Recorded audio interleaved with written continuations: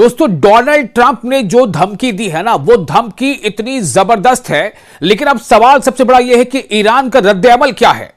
Donald Trump ने तो यहां तक कह दिया है कि ईरान पर हम इतनी बमबारी और ऐसी बमबारी करेंगे कि ईरान वापस स्टोन एज में चला जाएगा, पाषाण युग में चला जाएगा। लेकिन उस पर ईरान का रद्द-ए-अमल भी जरा सुन लीजिए। लेकिन उससे पहले यह भी बता दें कि डोनाल्ड ट्रंप की धमकी के बाद, जी हां, धमकी के बाद भी ईरान ने अपने हमले जारी रखे हैं। इस्राइल पर भी ईरान हमले कर रहा है और साथ ही साथ अमेरिकी तमाम अड्डे जो है वो भी इस्राइल के साथ साथ ईरान के निशाने पर हैं। ईरान इस्राइल पर भी हमले कर रहे हैं और अमेरिकी अड्डों पर भी। इस्राइल का ही एक चैनल है, उसने रिपोर्ट किया, इसका नाम है चैनल 12, उसने रिपोर्ट किया है कि बालाई गलील के इलाकों में बस्तूर हगलिलित जो है का नाम है हत्सोर हगलिलित और अबूका में रॉकेट हमलों के बायस खतरे के सारे बनने लगे हैं। यानी इस्राइल के ये जो सब इलाके हैं, ज्यादातर ये वो बॉर्डर इलाके हैं जो ऑक्युपाइड है, जिस पर इस्राइल ने कब्जा किया है। इन इलाकों में सायरन बजे हैं। कब? जब डोनाल्ड ट्रंप ने यह कहा कि हमने ईरान पर जंग लगभग जो है जीत ली है और हम ईरान पर आगे भी ऐसे हमले करेंगे कि ईरान पाषाण युग में चला जाएगा। तो उसके बाद भी ईरान ने हमले जारी किया। उसके बाद यह हालत है इस्राइल के अलग अलग मकामात पर जहां पर सायरन बज रहे हैं। और ईरान का कहना है कि हम जंग, मुज़ाकरात और जंग बंदी के ये शैतानी चक्कर को बर्दाश्त नहीं कर सकते। यानी डोनाल्ड ट्रंप के जो रिएक्शन आया है, जो उन्होंने आज मतलब डोनाल्ड ट्रंप ने जो कहा है कि हमने जंग लगभग जीत ली है ईरान के खिलाफ और हम ईरान पर का बहुत नुकसान कर चुके हैं। पूरी तफसील आपको मैं बता चुका हूं। डोनाल्ड ट्रंप ने जो कहा है कि हमने ईरान के टॉप लीडरशिप को मार दिया, हमने उनके नेवी को खत्म कर दिया, हमने उनके एयरफोर्स को खत्म कर दिया, हमने ईरान के मिसाइल के जखीरे को लगभग खत्म कर दिया है। लेकिन उसके ठीक बाद एक तरफ यहां डोनाल्ड ट्रंप की बातें खत्म होती हैं, वहां दूसरी तरफ ईरान के हमले शुरू होते हैं। तो ईरान की वजारत खारजा के तर्जुमान है, उनका नाम है इस्माइल बागाई। इस्माइल बागाई ने डोनाल्ड ट्रंप की तकरीर के जवाब में बयान जारी किया, यानी ईरानी सरकार की तरफ से बयान जारी हुआ, जिसमें अमेरिकी सदन ने खबरदार किया था कि ईरान को 2 से 3 हफ्तों में मुआहिदा करना होगा, वरना इसके तमाम बिजली घरों पर हमले किए जाएंगे। डोनाल्ड ट्रंप ने यह कहा था कि हमले इतने शदीद होंगे कि ईरान पाषाण युग में चला जाएगा। उसके जवाब में ईरान का जो रद्द-ए-अमल सामने आया है वो भी सुनने लायक है। इस्माइल बागाई जो ईरान के वजारत खारजा यानी एक्सटर्नल अफेयर्स मिनिस्ट्री के एक तर्जुमान हैं, स्पोक्स पर्सन, उनका कहना है कि हम जंग, उसके बाद डायलॉग और फिर जंग बंदी और फिर इसी तरह की अमल, यानी फिर से कभी जंग। तो हम ये जो चेन है ना, जंग, डायलॉग, जंग बंदी, फिर डायलॉग, फिर बातचीत, फिर जंग, तो हम इस तकरार के इस अमल की तकरार जो है, जो साइकिल है, इस शैतानी चक्कर को बर्दाश्त नहीं करेंगे। और जारी तनाजे को न सिर्फ ईरान बल्कि पूरे खित्ते और इससे बाहर के लिए तबाहकुन करार दिया है ईरान ने। तो जो इस्माइल बागाई हैं, ईरान के विदेश मंत्रालय यानी वजारत खारजा के तर्जुमान, उन्होंने कहा है कि जब तक अमेरिका और इस्राइल के हमले जारी रहेंगे, ईरान भी जवाबी कार्रवाई जारी रखेगा। यानी ईरान बार बार अपना यह मौकफ दोहराता है कि हमले की शुरुआत ईरान ने नहीं की, ईरान पर हमला किया गया तो ईरान का क्या फर्ज बनता है? ईरान तो अपने दिफा के लिए हमला करेगा, तो यह जवाबी हमला हम करते रहेंगे और शिद्दत से करेंगे। और यह भी वाज़ेह किया है कि तेहरान अपने खलीजी हमसाया यानी कि जो खाड़ी के देश हैं, खलीजी ममालिक हैं, जो पड़ोसी देश हैं, उनको दुश्मन नहीं समझता। यह बहुत काम की बात है जो ईरान अपनी तरफ से कह रहा है।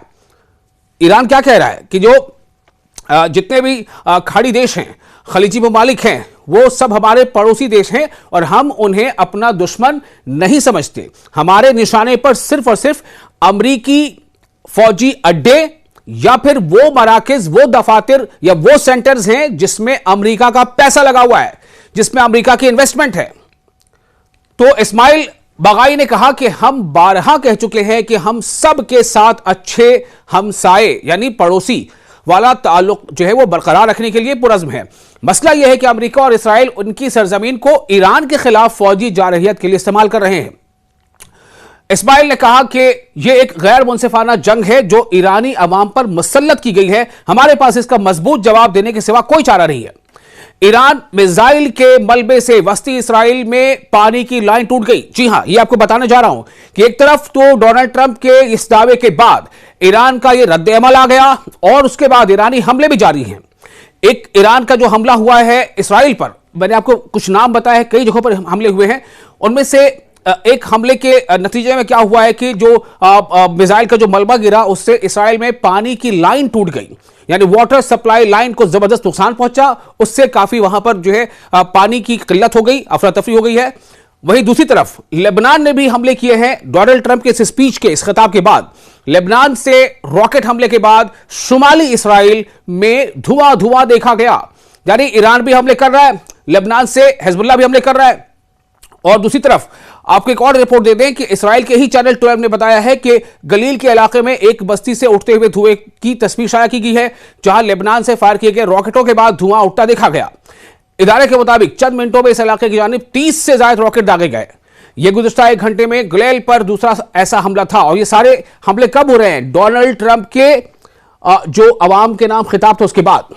तो चैनल 12 जो इसराइल का चैनल है, चैनल 12 के मुताबिक शुमाली इलाके किरियात शमोना में वहां भी रॉकेट हमले किए गए, जिसके बाद 85 और 34 साल के उम्र के 2 अफराद जो है वो शार्पनेल लगने से जख्मी हो गए।